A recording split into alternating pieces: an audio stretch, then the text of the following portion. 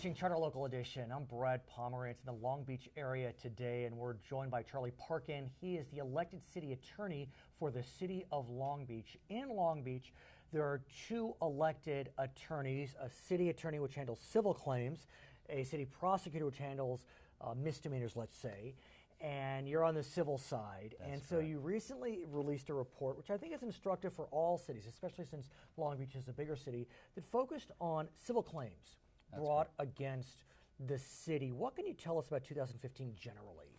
Generally, we saw a slight decrease in the number of claims that we received.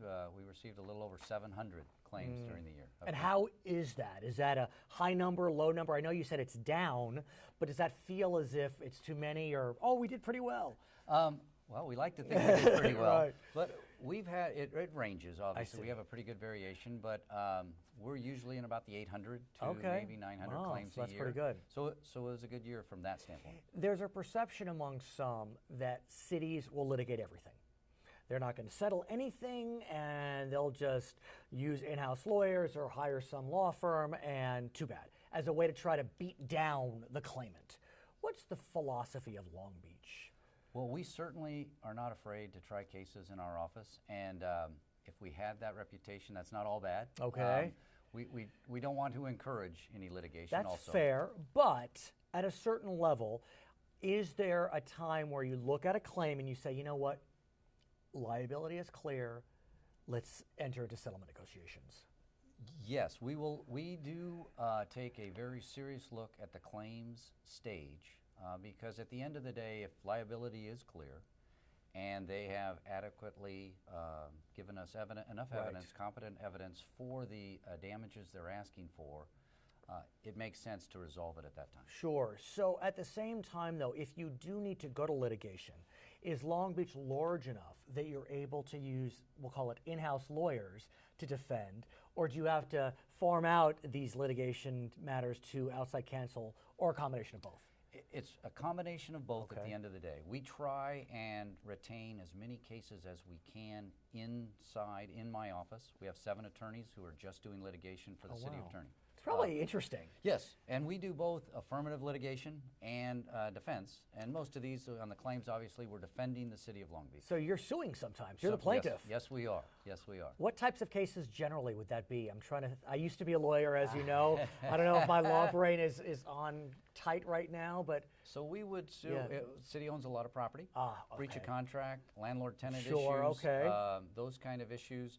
We do subrogation, so if there's explain subrogation for our subrogation non-lawyers is, out there.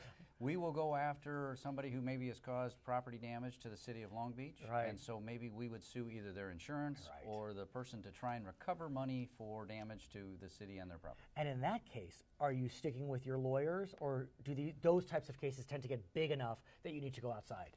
If it's big enough or it's an area of expertise that we don't have, Right. Lehman Brothers is a good example. Oh, explain. During bankruptcy, the city lost about $20 million. And this is about 20 years ago now. Well, Is it? not quite that long, Okay, but a number of okay. years ago. So we retained outside counsel to Right. try and recover some of that money. And to date, we've been successful. We've got about $7 million of that's our real. $20 million back. That's real. So that's real money.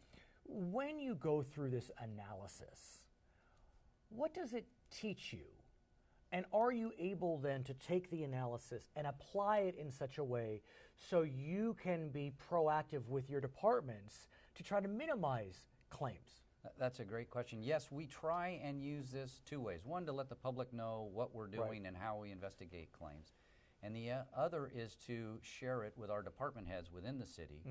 And they can see trends from this. We can see, hey, if traffic accidents are up, Right. what are the cause? And if we're finding liability on the part of the city in those traffic accidents, what was the cause? Was it backing up? Was it right-hand turns? What was it?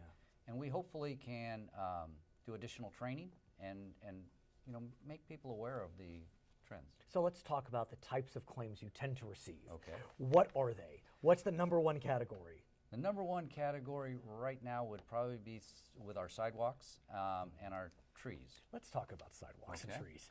This is not a situation unique to Long Beach. It seems as if in the 50s, Southern California had a penchant for planting a certain type of tree that, as it gets older, it eats up sidewalks. And I think Long Beach is the beneficiary of those decisions. You're correct. We're an older city You're right. with a very mature trees. Which they happen to be beautiful. That's correct. But they eat up sidewalks. They eat up sidewalks, and sometimes they'll eat up folks that may trip and fall over those roots. Right. They may get into their sewer lines. Okay, let me just tell you this.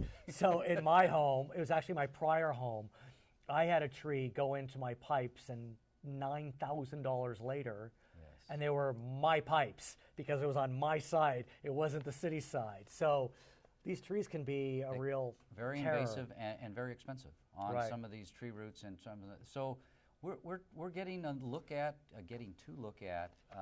what do we do with these trees if we're coming back a second or a third time on a repair of a sidewalk or on a sewer repair.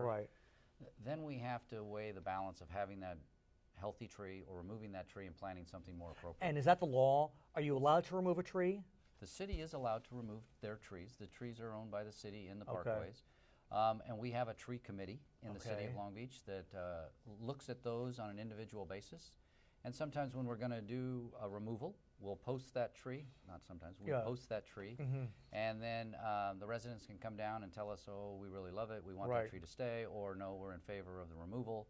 And so it goes through a process. And we have been removing some trees that are problematic for us. And if you remove a tree, are you required by law to plant another tree?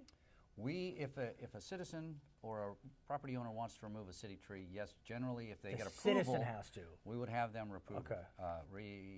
put in. We have a list of approved trees that they can pick from. Got it. What's the next most common claim? Well, right now the most common would probably be traffic accidents. It is, and vehicle damage from potholes, etc. So on the road. And so, look, I mean, at a certain point, the city is just like anyone else.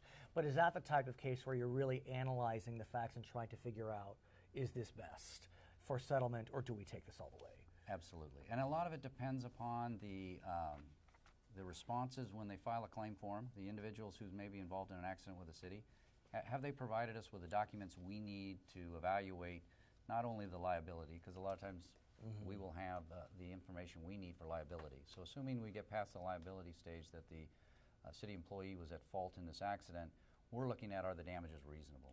And in that case, we're getting close to what an insurance company would do. We're going to try to adjust that claim. Is the city self-insured?